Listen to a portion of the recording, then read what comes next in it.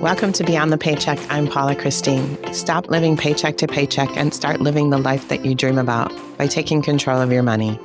I can provide you with the knowledge and the tools. It's up to you to make the commitment to put them into practice.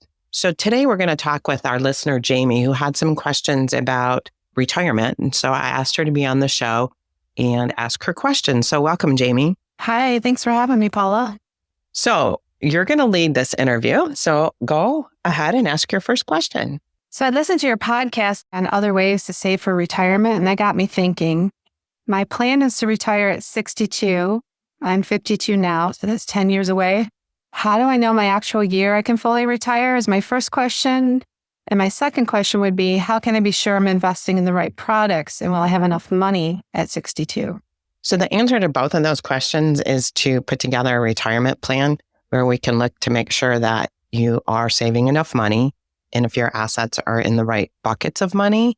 And then the second thing then would also help us determine when you can retire. So if I sit with a client, we look at retirement planning. If your goal is 62, we want to project out how long you're going to live. And as long as we have some extra cash at that time, some extra funds, then we could say it's okay. But if we run into a deficit, let's say you're going to run out of money at age 85 and we're using 90, then that's a good sign for us that you can't retire at 62 and we have to make some adjustments.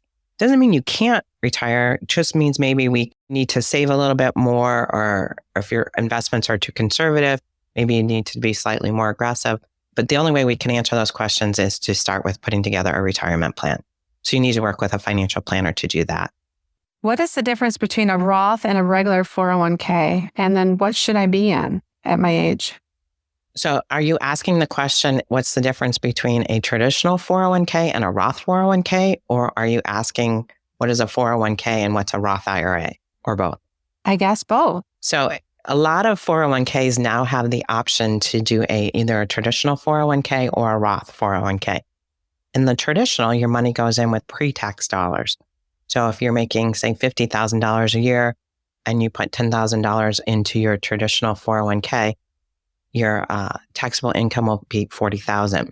On the other hand, if you use the Roth 401k, it goes in with after-tax dollars. So again, same example, if your income is $50,000 and you put $10,000 into your Roth 401k, your taxable income will be $50,000.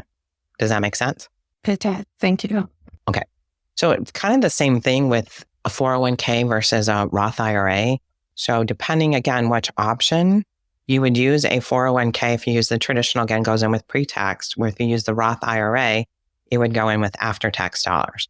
There's income rules for the Roth IRA, so we'd have to make sure that you qualify for that. And also, you're limited to the amount that you can put into a Roth IRA versus the amount that you can put into a 401k is much greater. What is the amount I can contribute to either the Roth or the 401k? So for 2023, the amount that you can contribute into your 401k is $22,500. And for the Roth, it would be $6,500. Now, because you gave me your age of being over 50, you can contribute an additional $7,500 for a total of $30,000 into your 401k and an additional $1,000 or a total of $7,500 into a Roth IRA. So you can see the difference, $30,000 versus $7,500. Yes. Next question. So if I retire at 62 and not take my full benefit, can I still work for myself and make income? So if you retire at age 62, I'm assuming you're talking about Social Security. Yes. You are capped at a certain amount. So right now, not giving out exact numbers, it's around 20,000, where then you have to start basically paying back your Social Security. So yes, you are capped when you collect your Social Security at 62. I don't know what that number will be 10 years from now, but it'll depend on what that number is. Now, if you're retiring your full retirement age or thereafter, you can earn as much as you want. There's no cap.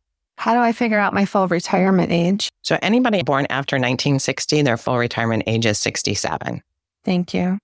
My husband's 9 years older than me. Should he take his benefits at age 62? And if so, how can I determine the monthly amount he'll receive? Well, the answer to the question is when he should take his benefits will really depend on the retirement plan that you can have when you meet with your advisor and sit down, because you're going to want to look at, if he's not earning any income at 62, it may make sense to take his benefit. But if he's still working, is he going to be over or under that cap? And then we also want to look at survivorship benefits and whose Social Security is potentially higher. There's a lot of factors that go into when to collect your Social Security. It's not so simple to say, hey, I'm going to retire at 62 and I'm going to start collecting. I can give you tons of reasons why you might want to wait. And then I can give you tons of reasons why you might want to collect as soon as you retire. But it really goes down to that retirement plan. Now, how does he determine how much he will receive? He's either at the age where he's going to be getting a Social Security statement in the mail, but if he is not receiving those, you can go on to ssa.gov/myaccount, register for your account, and then it will show you what your Social Security will be when you are at 62 all the way up to full retirement at age 70. Now, be very careful when you go in to register. I know I keep getting myself locked out. Making sure that you have the correct information when you put it in. I've been married twice, so every time I go to put my information in, it says that it doesn't recognize me. So I have to call Social Security to figure that out. You'd think it would be off your Social Security number, not your name, but whatever. Right. Because my husband is 9 years older than me, does getting a term life insurance policy make sense? It depends on what that term policy is for. So if it's to, say, pay off your mortgage, yeah, that makes sense to me. If it's affordable, depending, you said that he's 9 years older, someone sees in his 60s, then we have to look at, is he going to qualify for life insurance and what that premium is going to look like? And does it make sense? Because if you didn't have the insurance, could you pay off the mortgage yourself? Or do you really need to have that insurance for that reason that you could, because you can't pay it off?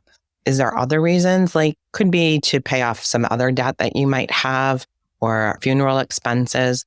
I can make a case to have life insurance or term life insurance. And I could also make a case now. Now, another good reason would be if maybe you haven't saved enough for retirement, since you've got about 10 more years to go. And if something happened to him, you would need that money that he was contributing to your retirement plan to make yours a success.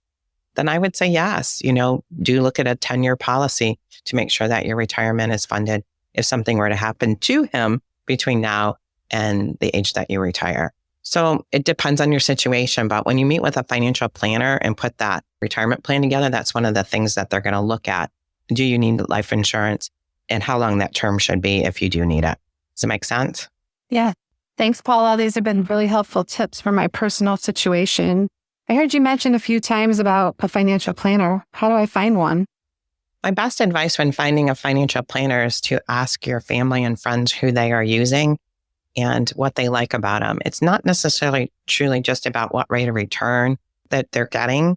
It's more about, does that person listen to them? Does they understand what their goals are? Are they working with you together to make sure that those goals are being achieved? And you also want to talk to them about what their fees are. Sometimes if you just need a financial plan, then you want to maybe look for a planner that does like a one-time fee and will put that plan together for you versus someone that's managing your assets. Ideally, you want to find someone that can do both of those.